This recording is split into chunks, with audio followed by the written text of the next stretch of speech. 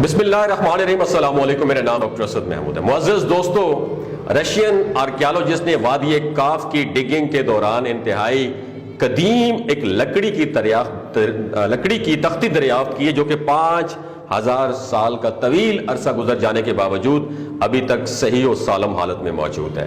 ना सिर्फ ये तख्ती इतने हजार बरस गुजर जाने के बावजूद दुरुस्त हालत में मौजूद है, बल्कि उस पर कुंदा किया गया एक हैरत अंगेज निशान और उस निशान पर लिखे गए 5 बाबरकत नाम अपनी असल हालत में मौजूद हैं। नामालूम जुबान में लिखे गए ये 5 नाम और उनके नीचे तहरीर करदा एक इबारत जिसका मफहूम कोई भी नहीं जानता था। उसने महकमा आसार कदीमा के माहिरीन को हैरत और परेशानी में मुब्तला कर दिया, क्योंकि इन तहरीर करदा नामों में एक नाम हजरत मोहम्मद मुस्तफ़ा सल्लल्लाहु अलैहि वसल्लम का था, जबकि बाकी 4 नाम किसके थे और उस कुंदा की गई तहरीर का मतलब क्या था कोई नहीं जानता था। आखिरकार चीनी और रूसी माहिरीन बड़ी तगो-दो के बाद उन नामों और उस तहरीर का मतलब जानने में कामयाब हो गए। जब उन नामों और तहरीर के मतलब को इंग्लिश जुबान में पब्लिश किया गया तो तमाम दुनिया हैरान रह गई और मास्को के अजायब घर में रखी गई उस तख्ती को देखने के लिए तमाम दुनिया के सयाह उमड़ आए, क्योंकि हर कोई जानना चाहता था कि उन नामों और उस हैरान कुन तहरीर को उस हैरत अंगेज जगह पर लाने का मकसद क्या था। अगर आप भी उस हैरत अंगेज जगह के बारे में जानना चाहते हैं जहां पर कुंदा की गई तख्ती लगाई गई है और उन नामों और तहरीर के पीछे हकाइक से आशना होना चाहते हैं, तो हमारे साथ आखिर तक इस वीडियो को जरूर देखिएगा। प्यारे दोस्तों, महकमा आसार कदीमा के माहिरीन खुदाई कर रहे थे। ये रूस का इलाका वादी काफ था। खुदाई जारी थी, उसी दौरान जमीन की गहराई में लकड़ी के बोसीदा टुकड़े दिखाई गए थे। तहकीकात से मालूम हुआ कि ये लकड़ी के टुकड़े कश्ती नूह के थे। कश्ती नूह के ये टुकड़े 5000 साल गुजर जाने के बावजूद अभी तक सही सालम हालत में मौजूद थे। महकमा आसार कदीमा के माहिरीन ने इन टुकड़ों को अपने पास महफूज कर लिया। मुसलसल 2 साल खुदाई और तहकीकात जारी रखी गई ताकि इस कश्ती के बाकी हिस्सों को भी दरियाफ्त किया जाए। उसी दौरान महकमा आसार कदीमा के माहिरीन को एक तख्ती मिली जो कि लो की शक्ल में बनाई गई थी और उस पर हथेली की तरह का एक निशान कुंदा किया गया था। उस निशान पर मुख्तलिफ नाम तहरीर किए गए थे। उस पर चंद छोटी सतरें पुरानी और अनजान तहरीर में शब्द थी। ये तख्ती 14 इंच लंबी थी, 10 इंच चौड़ी थी। इंतहाई हैरत की बात यह थी कि दूसरी तमाम लकड़ी के टुकड़े बोसीदा और खस्ता हाल हो चुके थे, जबकि यह तख्ती सही सालम हालत में मौजूद थी।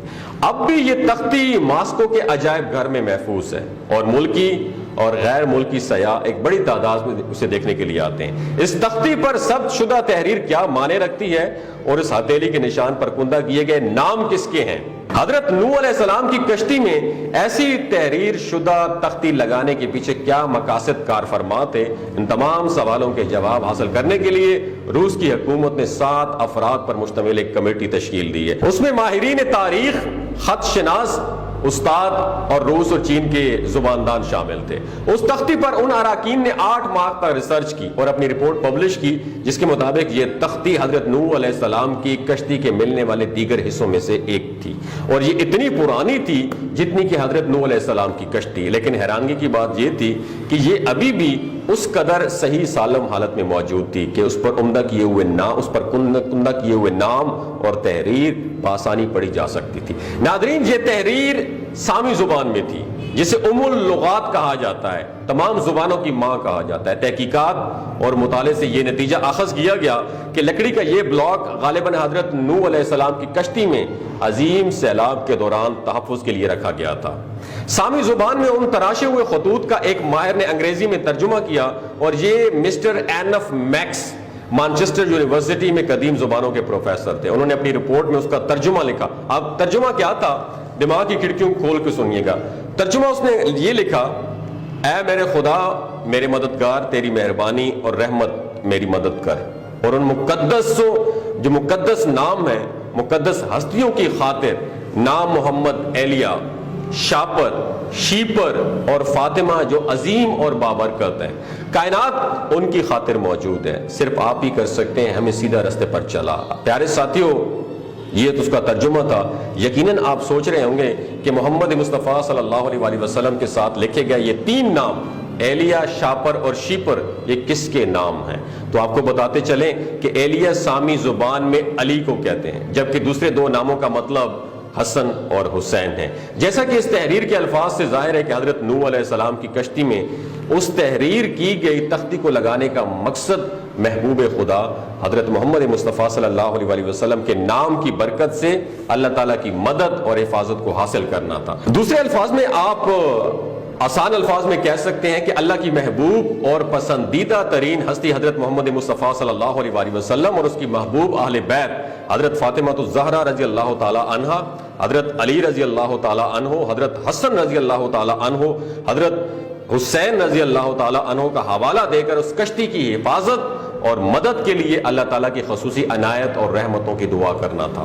اللہ رب العزت نے انسان کی رہنمائی اور اصلاح کے لیے دنیا میں 1,24,000 پیغمبر اور انبیاء مبعوث فرمائے، جنہوں نے اللہ کی وحدانیت اور احکامات لوگوں تک پہنچائے۔ ان پیغمبروں اور انبیاء نے اللہ کی جانب سے ملنے والے احکامات اور تعلیمات کو دنیا میں بسنے والے لوگوں تک پہنچایا اور خدائے رب ذوالجلال کی عبادت کا درس دیا۔ دنیا میں بھیجے جانے والے انبیاء کی طویل داستان ہے، جنہوں نے لوگوں کو صراط مستقیم پر لانے کی ان تک سٹرگل کی اور اللہ کا پیغام پہنچانے کی کوششیں کی۔ حضرت نوح علیہ السلام کا تعلق حضرت آدم علیہ السلام کی 9ویں یا 10ویں پشت سے ہے، جبکہ شجرہ نسب کے حوالے سے آپ حضرت ادریس علیہ السلام کے پڑپوتے بھی ہیں۔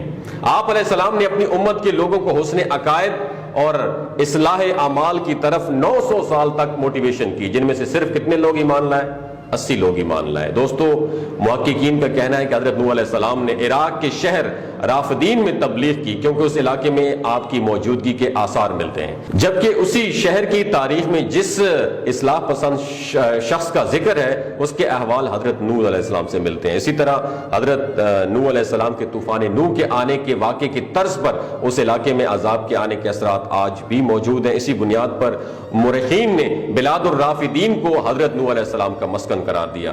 جب حضرت نوح علیہ السلام اپنی قوم سے مایوس ہو گئے تو اللہ تعالیٰ نے حضرت نوح علیہ السلام کو کشتی بنانے کا آرڈر دیا، جو انہوں نے کشتی بنائی اور طوفان میں وہی کشتی اہل حق کو محفوظ رکھنے میں کام آئی، جبکہ دنیا کی جو لوگ بھی آپ کی تعلیمات پر ایمان نہیں لائے وہ تباہ ہو گئے۔ دوستو، چینی ماہرین کا کہنا ہے کہ وہ یقین کے ساتھ یہ بات کہہ سکتے ہیں کہ یہ کشتی نوح علیہ السلام کے استعمال میں رہنے والی کشتی ہے، جو انہوں نے 4800 سال قبل مسیح اللہ کے حکم سے بنائی تھی۔ مشہور جریدے کرسچن سائنس مانیٹر کے ماہرین کہتے ہیں کہ نوح علیہ السلام کی کشتی کے باقیات کوہ حرارت سے ملی ہے۔ یہ ایک چوٹی ہے جس کی اونچائی 14,000 فیٹ بلند ہے۔